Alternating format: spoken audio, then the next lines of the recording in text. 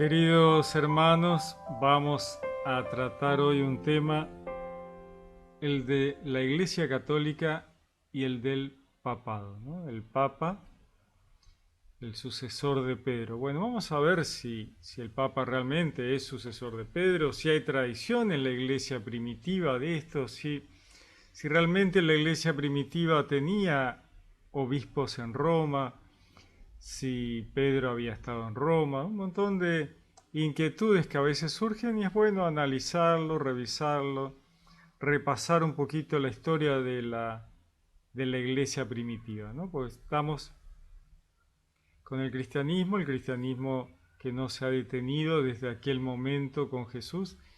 Vamos a ver un poquito cómo es este tema, ¿no? ¿De dónde viene lo de Pedro en Roma? ¿Por qué Pedro? ¿No? Recordemos que Jesús nos decía el Evangelio de Juan capítulo 1, dice, y le llevó donde Jesús. Jesús, fijando su mirada en él, le dijo, tú eres Simón, el hijo de Juan, tú te llamarás Cefas, que quiere decir piedra. Bueno, Jesús le cambia el nombre a Pedro. ¿Por qué le cambia el nombre a Pedro? ¿Para qué? ¿Cuál es el sentido? ¿No? El cambio de nombre entre los hebreos en el judaísmo era un cambio de proyecto de vida, ¿no? Así que Jesús elige a Pedro. Jesús es Dios, así que conoce a Pedro, ¿no? Y le cambia el nombre, ¿no? Vamos a ver qué nos decía el Evangelio de Mateo capítulo 16. Dice, y yo a mi vez te digo que tú eres Pedro y sobre esta piedra edificaré mi iglesia. Bueno, Jesús le está diciendo a Pedro, mira, tú eres Pedro y sobre esta piedra, Pedro, edificaré mi iglesia.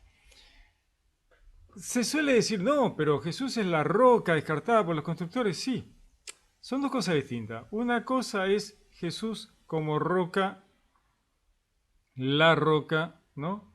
La base de toda la iglesia como fundamento, fundamental. O sea, Jesús es Dios en la historia de la salvación.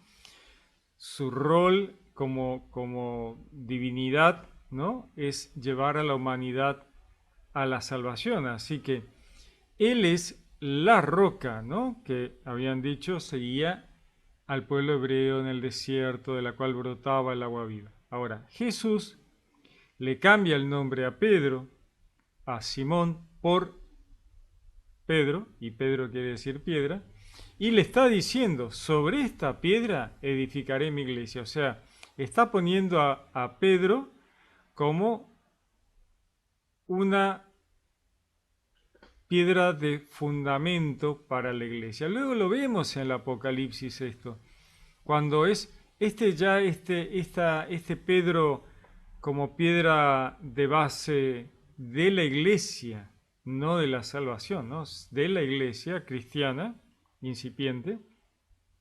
Lo vemos en el Apocalipsis cuando la nueva Jerusalén que baja del cielo tiene de fundamento a los 12 apóstoles. O sea, hay una referencia, una prefiguración aquí, ya un previo de lo que va a ser el futuro, y Jesús le está dando a Pedro este primer avance de ser piedra y fundamento de la iglesia, ¿no?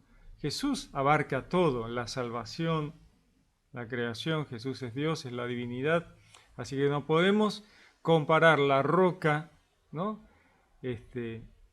Descartada por los constructores, como dice Jesús, de Pedro como piedra sobre la que Jesús edifica la iglesia, ¿eh? Y le dice, las puertas del Hades no prevalecerán contra ella, a ti te daré las llaves del reino de los cielos. Lo que ates en la tierra quedará atado en los cielos, lo que desates en la tierra quedará desatado en los cielos. Bueno, Jesús le está dando un lugar, un lugar de principal en la iglesia. Ahora, ¿le daría Jesús algo a Pedro para que durara solo ahí durante su efímera vida y no transmitiera esto al resto de la iglesia? No tendría mucho sentido, ¿no? Lo analizamos así fríamente. ¿Qué sentido tendría que Jesús le diera todo este poder, ¿no? Toda esta capacidad a Pedro efímeramente, ¿no? Por un rato, ¿no? Cuando está haciendo de piedra de base de la iglesia, ¿no? De la iglesia. Le dice, lo que ates en la tierra quedará atado en los cielos, lo que desates en la tierra quedará desatado en los cielos, ¿no? Te daré la llave de los cielos, ¿no? El Hades no prevalecerán contra ella, ¿no? Las puertas, te daré ¿no? Las puertas del Hades no prevalecerán contra ella, contra la iglesia. O sea, Jesús le está dando un lugar a Pedro muy importante, que no puede ser algo efímero para solo su vida. Luego, al final vemos en el Evangelio de Juan, capítulo 21, nuevamente esta situación de Jesús con Pedro, muy particularmente, ¿no? Dice, después de haber comido, dice Jesús a Simón Pedro, Simón, de Juan, ¿me amas más que estos? Le dice él. Sí, Señor, tú sabes que te quiero. Le dice Jesús, apacienta mis corderos.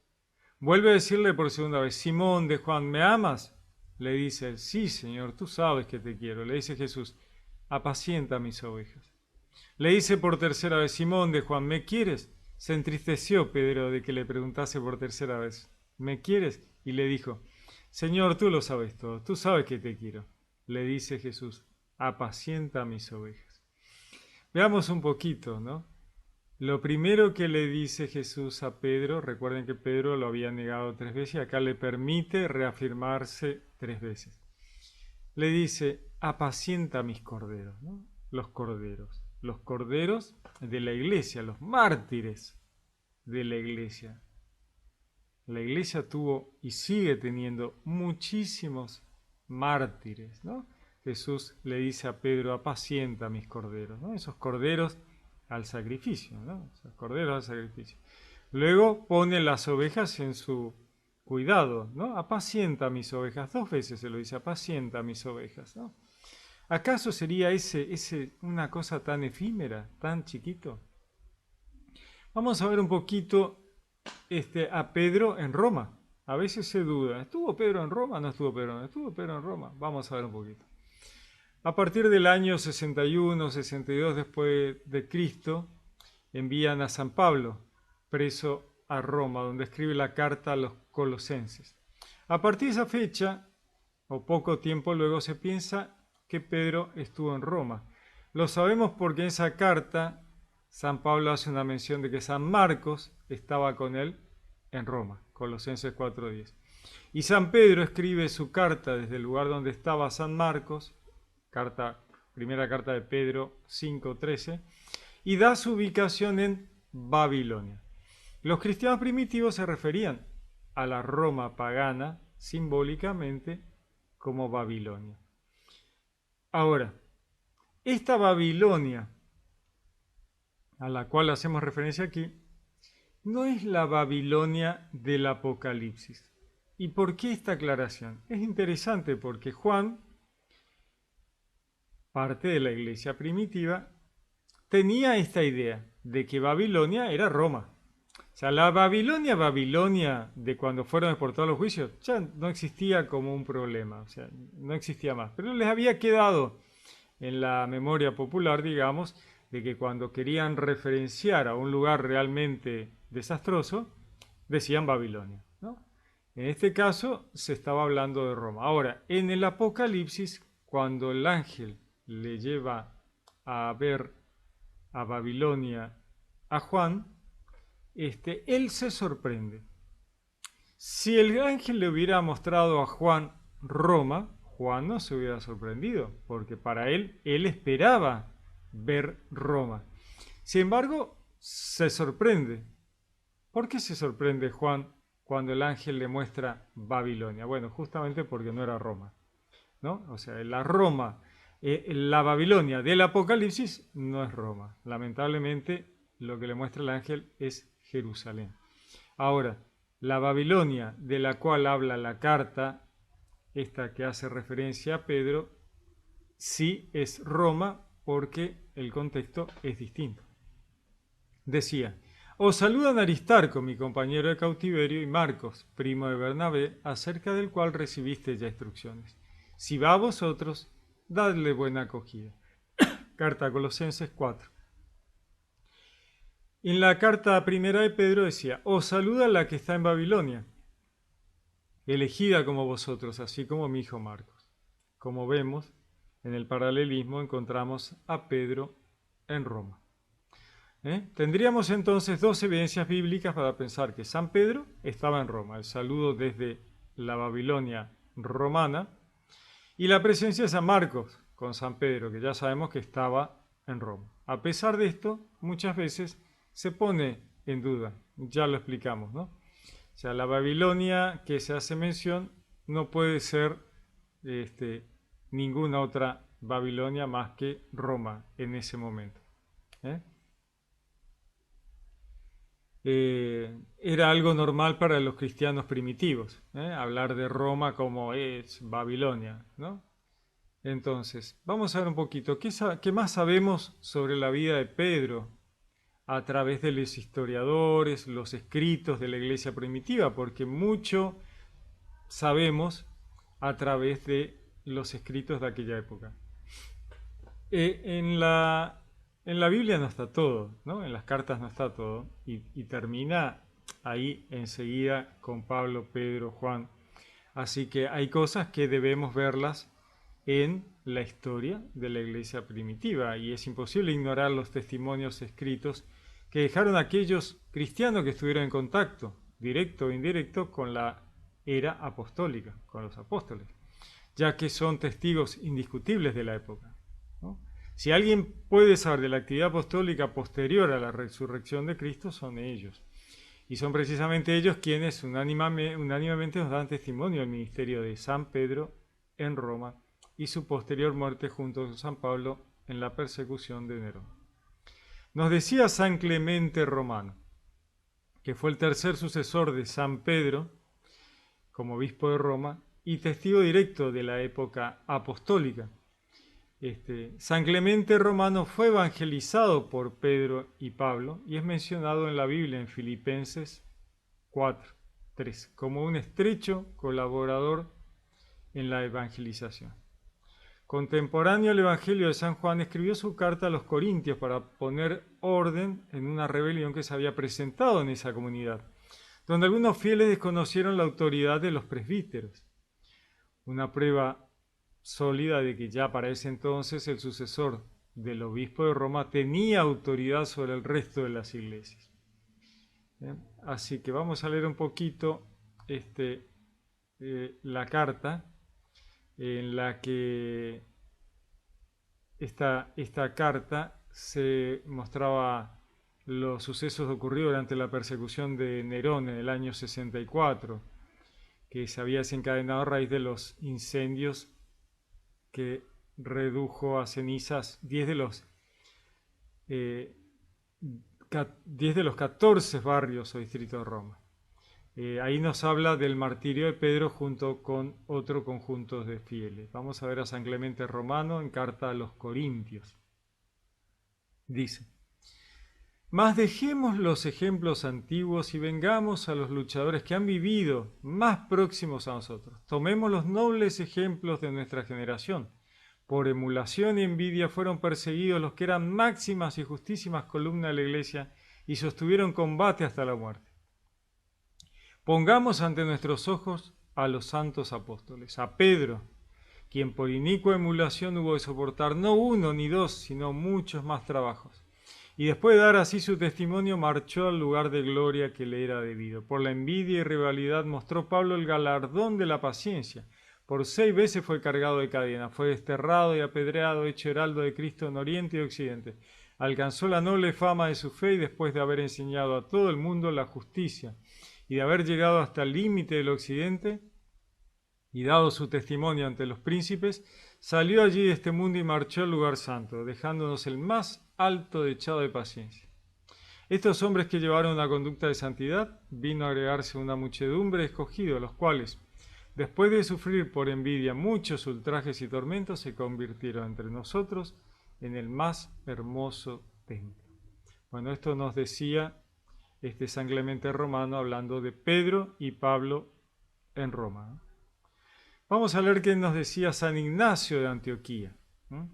Escribió estas cartas alrededor del 110 después de Cristo. Estamos hablando del año 110 después de Cristo.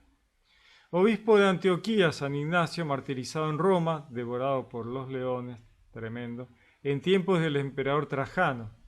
Se conservan de él las 7 cartas que escribió camino al martirio. En la carta que escribe San Ignacio a los romanos hace una clara mención a la autoridad de San Pedro y San Pablo que ostentaban en Roma y testifica que él no les manda como ellos lo hacían, afirmación que sería un absurdo si San Pedro no hubiera estado en Roma y hubiera ejercido liderazgo allí. ¿No? ¿Se entiende? Dice, no os doy yo mandatos como Pedro y Pablo. Ellos fueron apóstoles, yo no soy más que un condenado a muerte. Ellos fueron libres, yo hasta el presente soy un esclavo. Mas si lograre sufrir el martirio, quedaré liberto de Jesucristo y resucitaré libre en él. Y ahora es cuando aprendo, encadenado como estoy, a no tener deseo alguno. Bueno, aquí nuevamente tenemos a San Ignacio de Antioquía hablándonos de Pedro y Pablo como personas con autoridad para la iglesia primitiva. Vamos a leer a San Ireneo de León, 130 después de Cristo al 202. También mártir, ¿no? San Ireneo, obispo y mártir, fue discípulo de San Policarpo, que a su vez fue discípulo del apóstol San Juan, por lo que su contacto con la era apostólica por medio del santo obispo Pedro es indiscutible. Célebre por su tratado contra los herejes, donde combate las herejías de su tiempo. Aunque se perdieron muchos otros de sus escritos y solo se tienen fragmentos, se conserva también íntegro la demostración de la enseñanza apostólica. Para aquellos que nos interesa el testimonio, este es muy importante, ya que testifica por enumerar los obispos designados por los apóstoles y la serie de los que han ido sucediéndoles hasta su tiempo. Observa que sería demasiado largo establecer la lista sucesoria de los obispos de todas las iglesias fundadas por los apóstoles y se limita a darnos la sucesión episcopal de las principales iglesias. Él atestigua que Pedro y Pablo fundaron y establecieron la iglesia de Roma. San Ireneo, en sus escritos Adversus Herenses, que significa contra los herejes, decía: pero sería muy largo en un volumen como este enumerar las sucesiones de todas las iglesias. Nos limitaremos a las iglesias más grandes, más antiguas y mejor conocidas por todos, fundada y establecida en Roma por los dos gloriosísimos apóstoles, Pedro y Pablo, demostrando que la tradición que tiene recibida de los apóstoles y la fe que ha anunciado a los hombres ha llegado hasta nosotros por sucesiones de obispos. ¿Está claro? Esto es muy importante, ¿no es cierto? Estamos viendo las sucesiones de los obispos de la iglesia primitiva, iniciando con Pedro y Pablo en Roma. Continúa, ello servirá para confundir a todos los que de una forma u otra, ya sea por satisfacción o vanagloria, ya sea por ceguedad o por equivocación, celebran reuniones no autorizadas. Acá sigue una declaración importantísima, pero de la cual no se conserva el texto griego, sino una traducción latina que dice: porque a causa de su caudillaje más eficaz, es preciso que concuerden con esta iglesia todas las iglesias. Caudillaje más eficaz, dice, es decir, los fieles que están en todas partes, ya que en ellas se han conservado siempre la tradición apostólica por los fieles que son en todas partes. Bueno, nos está diciendo que el caudillaje, el principal referente, el que marca la línea, es la iglesia de Roma, la que tenía a Pedro y Pablo.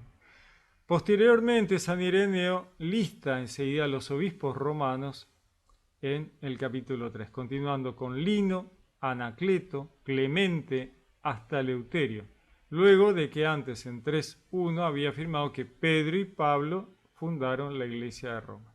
San Ireneo contra las herejías. Dice: luego de haber fundado y edificado la iglesia, los beatos apóstoles entregaron el servicio del episcopado a Lino.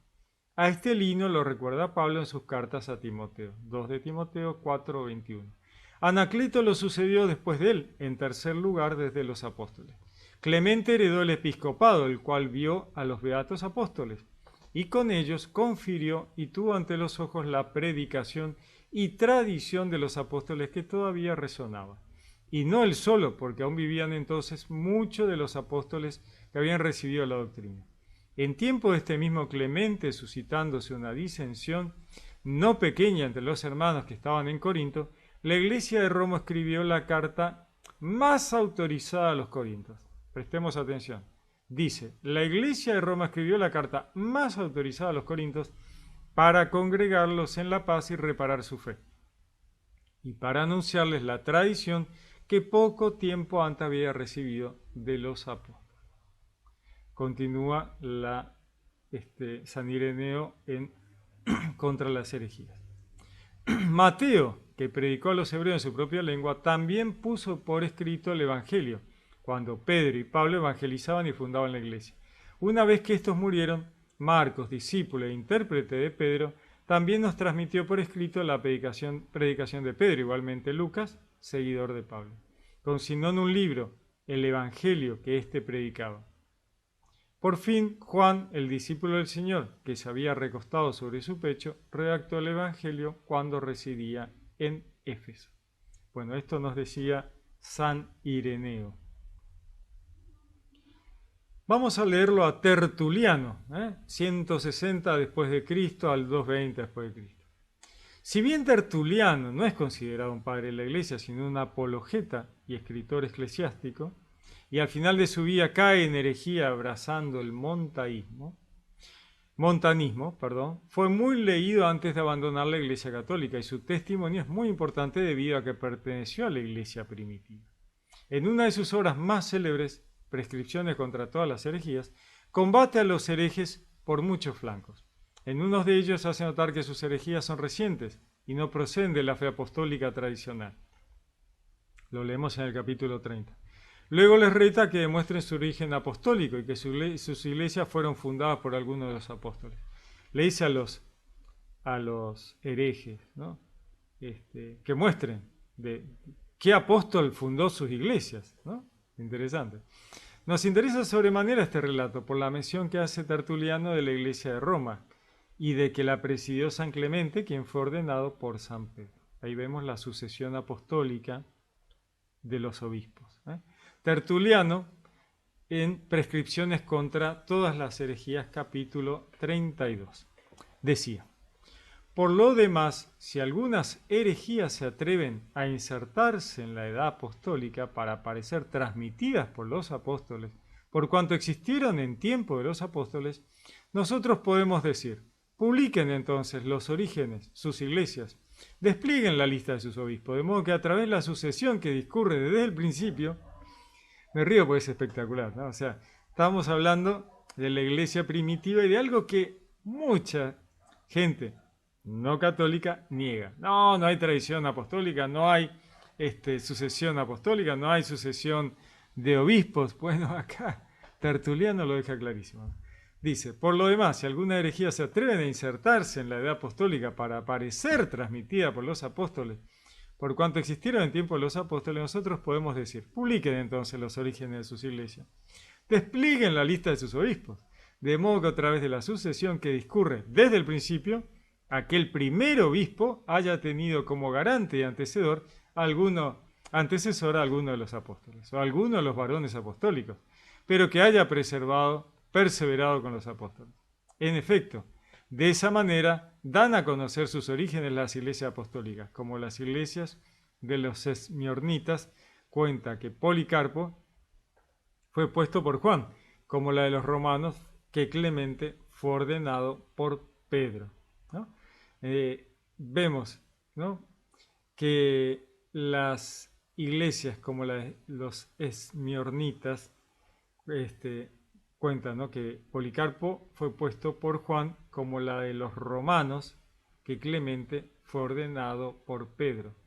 De igual modo, ciertamente las otras iglesias muestran que vástagos de semilla apostólica poseen destinados al episcopado por los apóstoles. Inventen algo semejante los herejes, pues luego de tanta blasfemia, ¿Qué es ilícito para ellos? Es interesante, ¿no?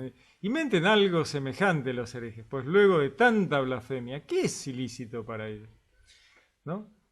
Les dice, ¿no? De igual modo, ciertamente también las otras iglesias muestran que vástagos de semilla apostólica poseen destinado al episcopado por los apóstoles.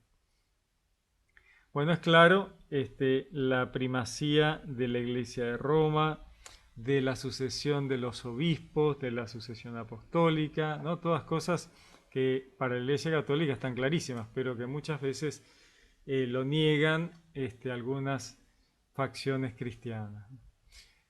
Aunque San Clemente puede parecer aquí como sucesor inmediato de San Pedro y otros escritores como San Ireneo, que acabamos de ver, dan un orden diferente, colocando primero a San Lino, esta aparente contradicción ha recibido varias explicaciones. San Epifanio explica la diferencia esta diferencia se debe a que San Clemente, obispo ya de Roma, cede por bien de la paz supuesto a San Lino.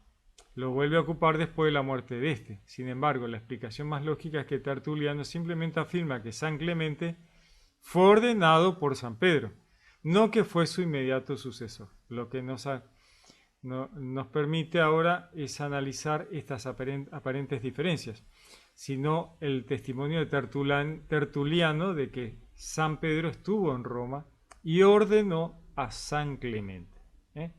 Entonces nos queda claro que Pedro siempre estuvo en Roma y ordenó a San Clemente como obispo. Otro testimonio que nos da Tertuliano sobre la muerte de San Pedro en Roma, en la misma obra de las prescripciones contra todas las herejías, capítulo 35, nos dice: pero si te encuentras cerca de Italia, tienes Roma, de donde también para nosotros está pronta la autoridad de los apóstoles. Qué feliz es esta iglesia a la que los apóstoles dieron con su sangre toda la doctrina, donde Pedro es igualado a la pasión del Señor, donde Pablo es coronado con la muerte de Juan el Bautista, donde el apóstol Juan, después que echado en aceite rociente, no sufrió ningún daño, es relegado a una isla. Bueno, acá nos habla de que Pedro es crucificado, él pide ser crucificado al revés. Pablo es decapitado como Juan el Bautista, y bueno, Juan lo tiran al aceite hirviendo, no sufre ningún daño y lo mandan a la isla donde él queda viviendo sus últimos años. Vamos a leer a Clemente de Alejandría, año 150 después de Cristo, al 215. Clemente de Alejandría nace en el 150, probablemente en Atenas, de padres paganos. Después de hacerse cristiano, viajó por el sur de Italia, por Siria y Palestina en busca de maestros cristianos, hasta que llegó a Alejandría. Las enseñanzas de Panteno hicieron que se quedara allí. Hacia el año 202, la persecución de Septimio Severo le obligó a abandonar Egipto y se refugió en Capadocia, donde murió poco antes del 215 después de Cristo. Sus conocimientos de escritos paganos como de literatura cristiana son notables. En sus obras se encuentran unas 360 citas de los clásicos y 1500 del Antiguo Testamento y 2000 citas del Nuevo Testamento. Estamos hablando de Clemente de Alejandría. De una de las obras perdidas de Clemente de Alejandría, titulada Hipotiposeis bocetos o esquemas, se conserva un fragmento muy revelador gracias al historiador Eusebio de Cesarea, en Historia Eclesiástica, del cual vamos a referirnos. En él, Clemente afirma que el apóstol San Pedro predicó en Roma, mientras San Marcos recogía su predicación en lo que luego sería el Evangelio según San Marcos. Vamos a leer entonces. Dice: en los mismos libros, Clemente ha incluido una tradición de los más antiguos ancianos tocante al orden de los evangelios.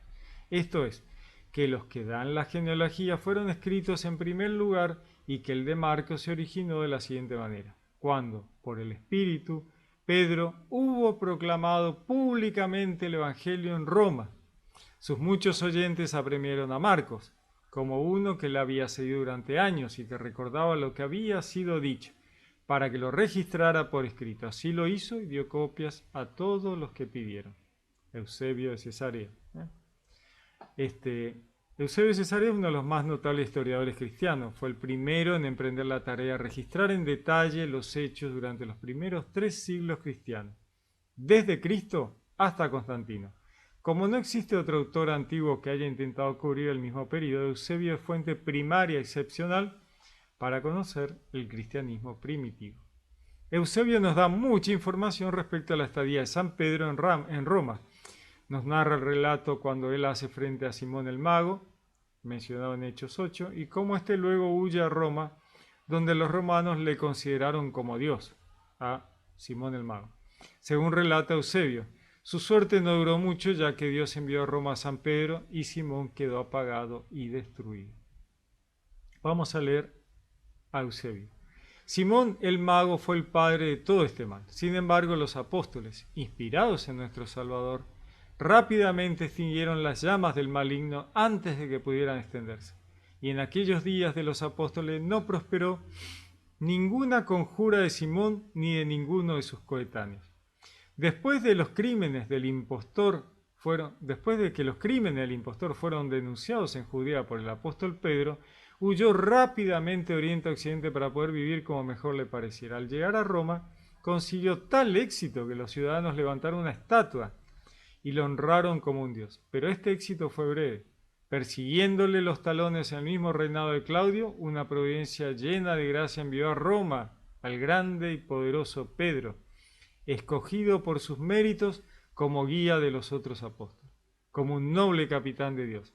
Él proclamaba el Evangelio de la luz y la palabra que salva las almas. Con esta palabra divina, el poder de Simón quedó apagado y quedó destruido inmediatamente. Luego, con el hombre mismo, junto con el hombre mismo. Los oyentes de Pedro, no satisfechos con oírle una vez, ni con la enseñanza no escrita del mensaje divino, rogaron a Marcos, cuyo evangelio poseemos, para que les dejase un sumario escrito de la enseñanza que habían recibido verbalmente, por cuanto era seguidor de Pedro. Y no dejaron de insistir hasta que lo persuadieron, y así originaron la redacción de lo que se llama el Evangelio según San Marcos. Muy interesante, ¿no? Porque nos está diciendo que tanto le pedían a Marcos que les contara, que les explicara, que lo pusiera por escrito, que escribió el Evangelio. Se dice que el apóstol se gozó con el entusiasmo de ello y que aprobó la lectura del libro en las iglesias. Clemente cita la historia de Bosquejos, libro 6, el obispo Papías de Hirápolis lo corrobora. Entonces Clemente cita la historia en su libro Bosquejos, en el libro 6, y el obispo Papías de Hirápolis lo corrobora. También observa este último que Pedro menciona a Marcos en su primera epístola y que la redactó en Roma, lo cual dicen ellos, él mismo lo indica cómo se refiere a la ciudad en sentido figurado como Babilonia con esas palabras. Vuestra iglesia, hermana en Babilonia, escogida juntamente con vosotros, os saluda, y también mi hijo Marcos, ya lo habíamos leído. Eusebio también da testimonio de San Pablo fue decapitado en Roma y San Pedro crucificado. Afirma que los cementerios allá designados por los nombres San Pedro y San Pablo confirman este registro y que también lo confirma un clérigo de Cayo en la historia eclesiástica por Eusebio de Cesarea, libro 2. La persecución de Nerón en la que murieron Pedro y Pablo está en esta historia eclesiástica de Eusebio de Cesarea. Y nos dice, se cuenta que durante su reinado de Nerón, Pablo fue decapitado en la misma Roma, ¿no? Y que Pedro fue también crucificado, y los cementerios ya designados por los nombres de Pedro y Pablo confirman este registro. También lo confirma un clérigo llamado Cayo, que vivió cuando Ceferino era obispo de Roma. En una disputa contra Proclo, cabecilla de la secta frigia, que eran los montanistas, Cayo dice lo siguiente acerca de los lugares donde yacen los sagrados restos de los apóstoles en cuestión. Puedo señalarte los trofeos de los apóstoles. Si vas al Vaticano o a la Vía de Ostia, encontrarás los trofeos de aquellos que fundaron esta iglesia y que fueron ambos martirizados al mismo tiempo, lo afirma martirizado. Al mismo tiempo lo afirma Dionisio, obispo de Corinto, en una carta escrita a los romanos. Por vuestro gran consejo habéis ligado lo que has crecido.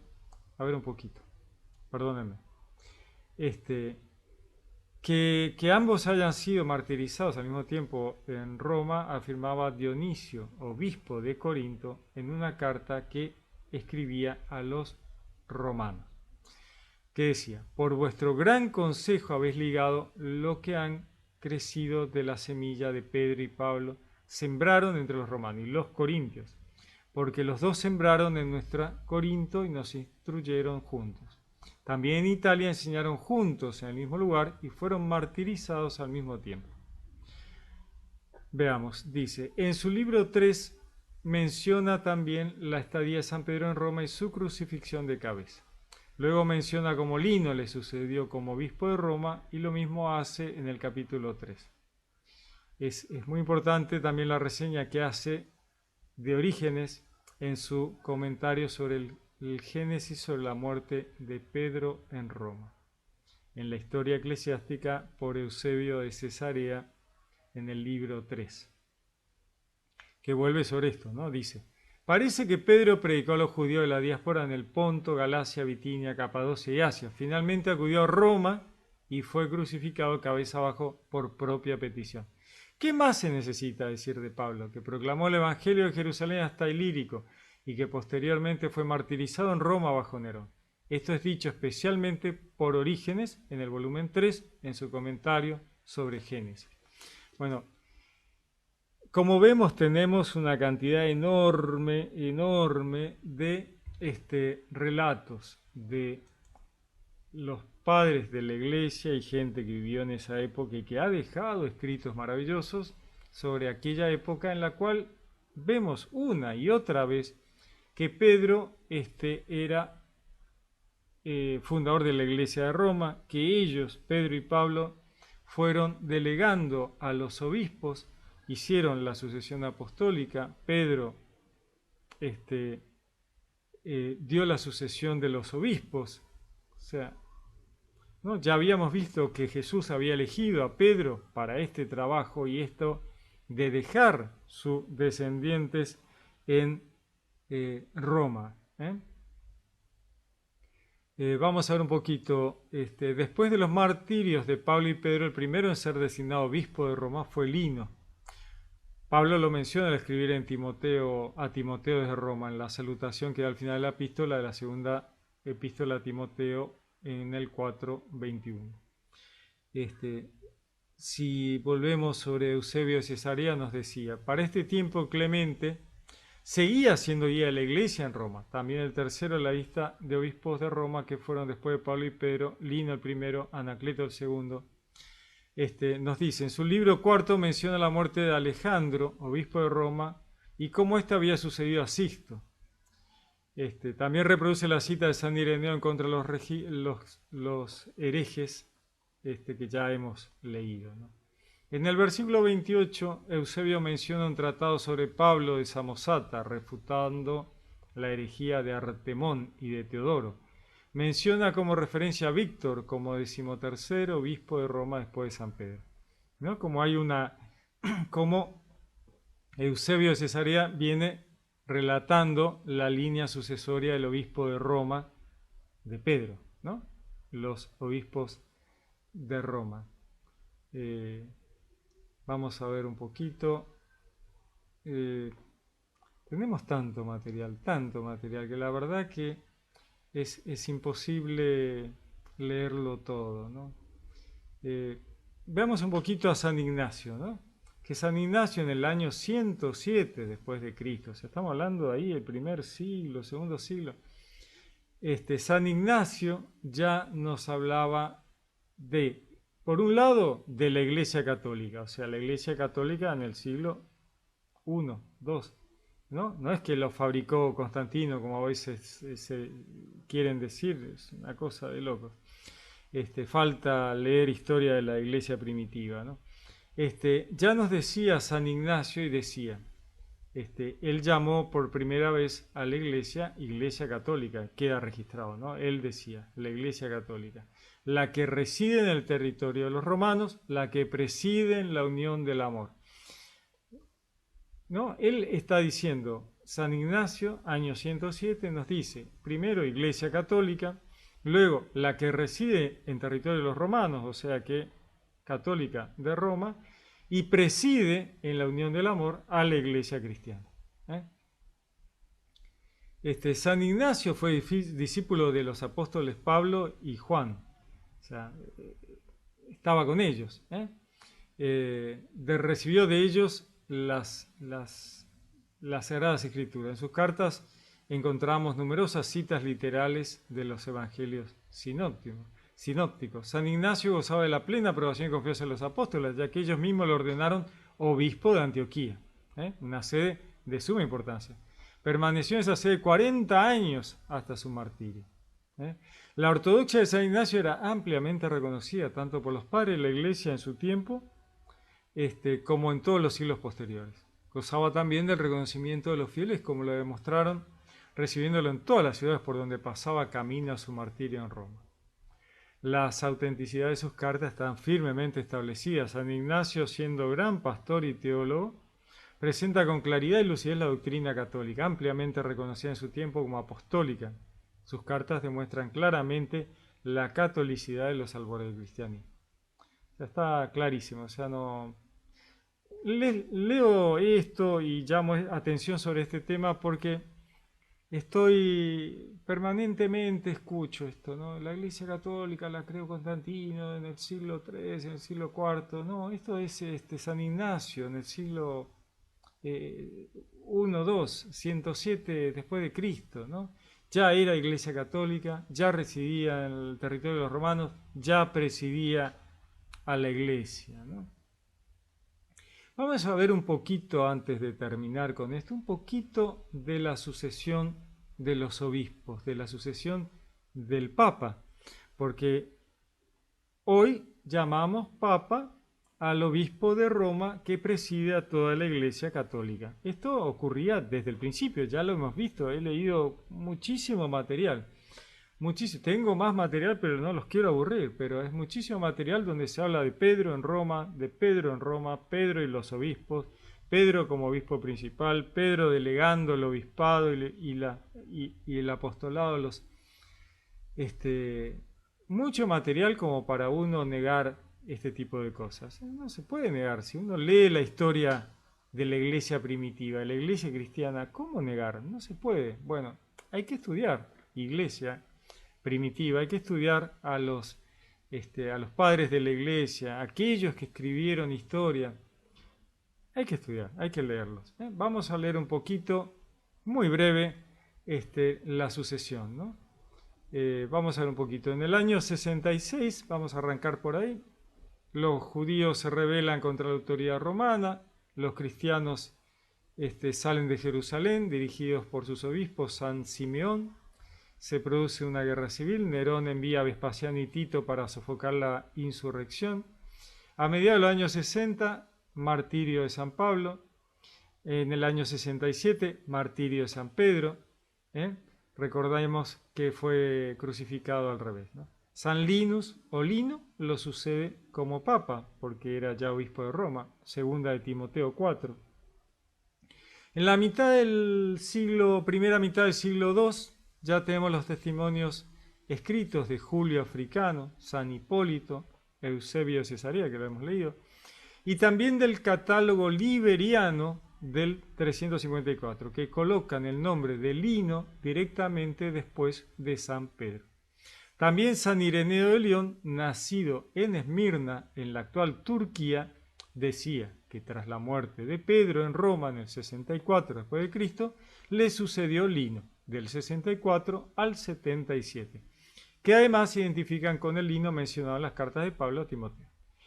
Nació en Volterra, Italia, fue elegido obispo de Roma en el año 67, murió martirizado en el 76.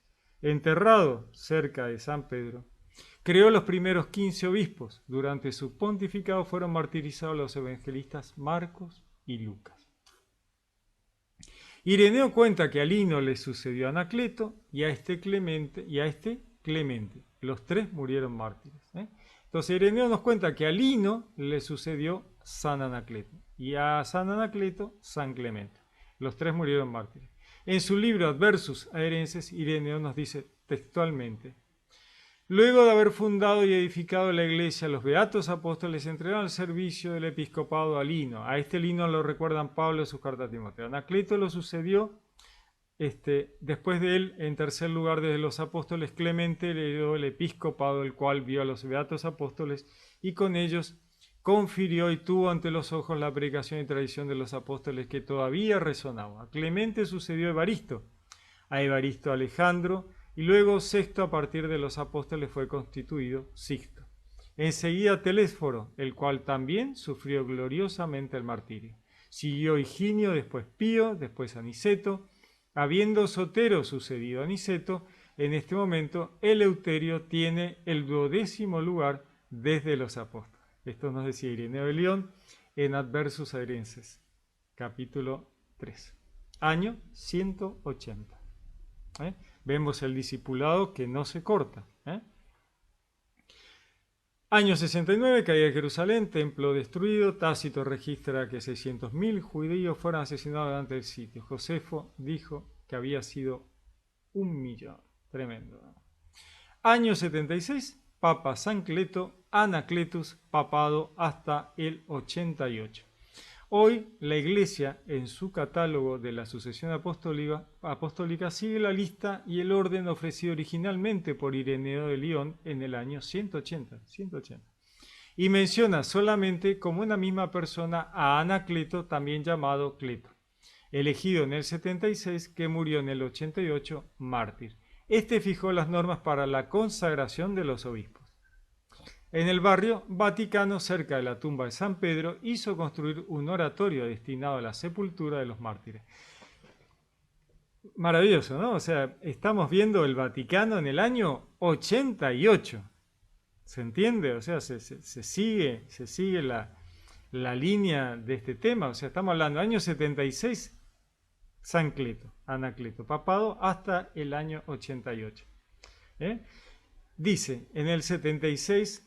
San Cleto fue elegido, murió mártir en el 88. Desde fijó las normas para la consagración del obispo. En el barrio Vaticano, cerca de la tumba de San Pedro, hizo construir un oratorio destinado a la sepultura de los mártires. Prescribió la forma de los hábitos eclesiásticos. Año muy impresionante. Anacleto era de origen romano, hijo de Emiliano, nacido en la calle Patricia de la región o barrio Quinto, y habiéndole convertido a la fe el apóstol San Pedro, se hizo discípulo suyo. Fue ejemplo y modelo de todo el clero romano.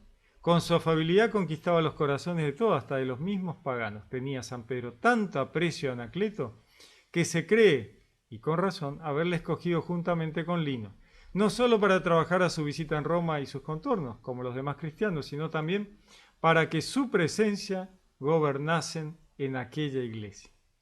Año 88, el pontificado del Papa San Clemente al 97, Filipenses 4. Exiliado por el emperador Trajano del Ponto, fue arrojado en el mar con una áncora, un ancla, al cuello. Restableció el uso de la confirmación según el rito de San Pedro. Estamos hablando año 97. Empieza a usarse en las ceremonias religiosas la palabra amén. Fíjense que en el año 97 San Clemente restablece el uso de la confirmación según el rito de San Pedro. Según el rito de San Pedro. Y se empieza a usar la palabra amén en las ceremonias religiosas. Se le considera el primero de los padres apostólicos. Durante su pontificado le envía una carta a los corintios, instándolos a someterse a la autoridad religiosa legal. Escribe: nuestros apóstoles también sabían, a través de nuestro Señor Jesucristo, que habría conflicto a causa del oficio del episcopado. Por esta razón, por lo tanto, en la medida en que habían obtenido un conocimiento previo perfecto de esto, los nombraron, los ministros, ya mencionaron y luego dieron instrucciones de que cuando estos se duerman, otros hombres aprobados deberían sucederlos en su ministerio. San Clemente fue desterrado por el emperador Trajano a Crimea, al sur de Rusia, y condenado a trabajos forzados a picar piedra con otros 2.000 cristianos. Las actas antiguas añaden que allá en Crimea convirtió a muchísimos paganos y los bautizó. San Ireneo dice que Clemente vio a los apóstoles Pedro y Pablo y trató con ellos. Año 95, para tener una idea, persecución de los cristianos en Roma bajo Domiciano. Año 97, Papa San Evaristo accede a la sucesión de Pedro, al 105. Al año 100, muerte de Juan, el último apóstol. El periodo de la revelación pública llega al fin. Año 100, nacimiento de San Justino Mártir. Padre de la Iglesia, escribió 2 defensas de la fe y un diálogo con Trifón el judío. En sus escritos, él da testimonio de una serie de doctrinas católicas. En un pasaje famoso describe la misa. Muy interesante la descripción de la misa de San Justino Mártir. Año 100 y piquito, o sea, estamos en el primer siglo, ya San Justino Mártir describe la misa. Es maravilloso. O sea, la misa no la inventa Constantino, porque todos le echan la culpa a Constantino. Constantino resulta que inventó todo. Bueno, no. San Justino Mártir, estamos hablando año entre 100 y 160.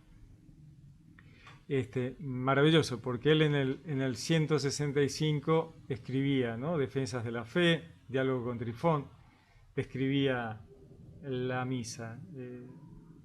La tengo, un día se las leo. En el año 105, muerte del Papa San Evaristo. El Papa San Alejandro I lo reemplaza al año 115. Año 117, martirio de San Ignacio de Antioquía, padre apostólico y obispo, discípulo de Juan, junto con San Policarpo. Teodoret, el historiador de la Iglesia, dice que fue consagrado obispo por San Pedro, quien fue el primer obispo de Antioquía antes de ir a Roma. Ignacio fue martirizado en Roma, bajo el gobierno del emperador Trajano. Fue durante el viaje a Roma que escribió sus famosas cartas que contienen información invaluable sobre la Iglesia primitiva. Fue el primero en usar el término católico para escribir la Iglesia, como lo habíamos dicho antes. Plinio el Joven, en el año 111, gobernador de Bitinia, escribe en una carta al emperador Trajano que, para su sorpresa, los cristianos no son culpables de ninguno de los vicios en los que se rumorea que se involucran. Ejecuta a los cristianos que no apostatarían. Tremendo, ¿no? Los martirios. Año 111, ¿no? Una cosa de loco. Año 115, el Papa San Sixto I comienza su pontificado hasta el año 125. Año 117, persecución del cristianismo bajo Adriano hasta el 138. Año 125, el Papa San Teléforo comienza su pontificado al año 136. Año 130, nace San Ireneo de León, padre de la Iglesia y obispo. Había oído a San Policarpo en Esmirna, escribió su famoso tratado contra las herejías, ya lo hemos leído, refutando el gnosticismo e intervino a favor de los cuartodecimios cuando fueron excomulgados por el Papa Víctor I por no observar la Pascua según el calendario romano, es decir, el primer domingo después de la luna llena, después del equinoccio de primavera. Estamos hablando año 130, Papa Víctor I, ¿no? Los excomulga a esta gente por no observar la Pascua en el tiempo y forma en que debía ser todo el cristianismo. Año 135, emperador Adriano excluye a los judíos de Jerusalén. Año 136, Papa San Higinus accede a la cátedra de San Pedro al año 140. Año 140, elecciones del Papa San Pío al año 155. Año 144, Marción de Ponto es excomulgado por herejía, el marcionismo. Creía que el Dios del Antiguo Testamento era un Dios diferente al del Nuevo. Bueno, es increíble que todavía lo escuchemos esto, ¿no? A veces lo escucho, no lo puedo creer. Y decía, y que Dios era un Dios vengativo. Él negó la inspiración del Antiguo Testamento.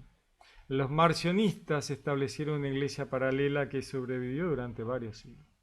Año 155, muerte del Papa San Pío I. San Aniceto se convierte en Papa al año 166. Año 156, martirio de San Policarpo, discípulo de San Juan Apóstol, primera instancia registrada de devoción a un mártir y la devoción a las reliquias en el martirio de Policarpo. Año 160 estamos hablando, no llegamos. Nacimiento de Tertuliano, padre de la iglesia. Tertuliano apostató a la secta montanista y en sus últimos años rechazó a la iglesia católica. En el año 200, después de Cristo, justificó la creencia católica contra las herejías, apelando al origen apostólico de la iglesia, mientras que los herejes y sus herejías fueron posteriores. Idas y vueltas, ¿no? Acá Tertuliano, padre de la iglesia, una pena, porque al final se hizo montanista.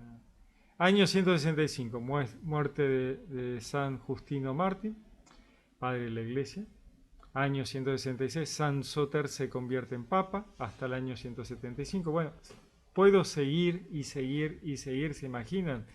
No, 190, 200, 210, todos los papas, uno tras otro y uno tras otro. Si alguien lo quiere, les envío esta lista que tengo aquí, que es maravillosa.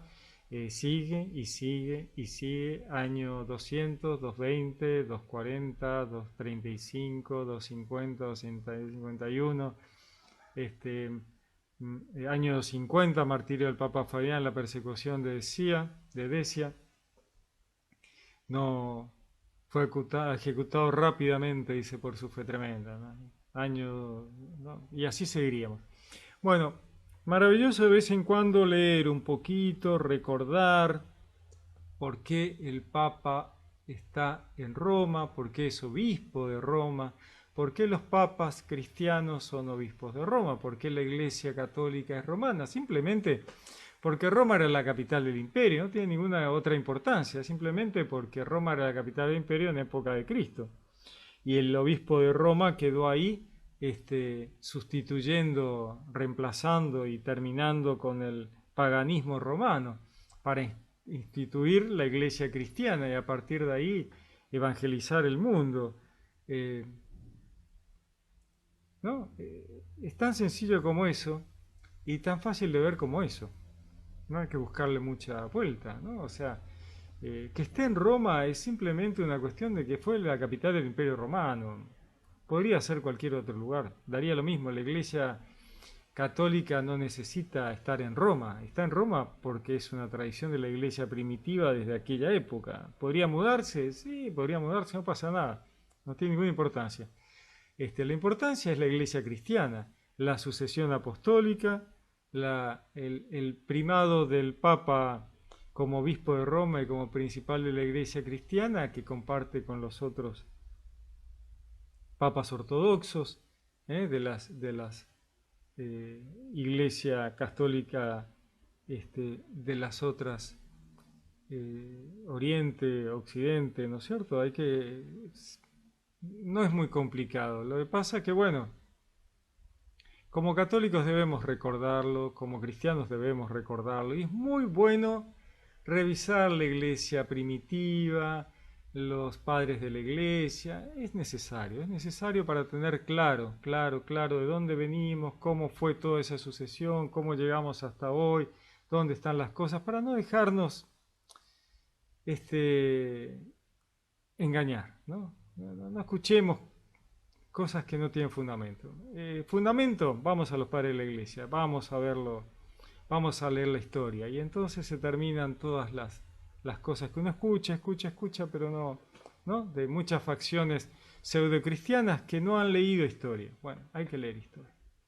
Muy bien, queridos hermanos, espero no haberlos aburrido demasiado con la iglesia primitiva, con la sucesión apostólica, con el papado romano, con el fundamento de Pedro como primer obispo de Roma, primer papa de la Iglesia Católica. ¿Por qué? ¿Cuándo? ¿Cómo? Bueno, es largo, ¿no? Pero bueno, es necesario. Les mando un gran abrazo, que Dios los bendiga, los saludo con gran afecto. Les habló Pablo Castro.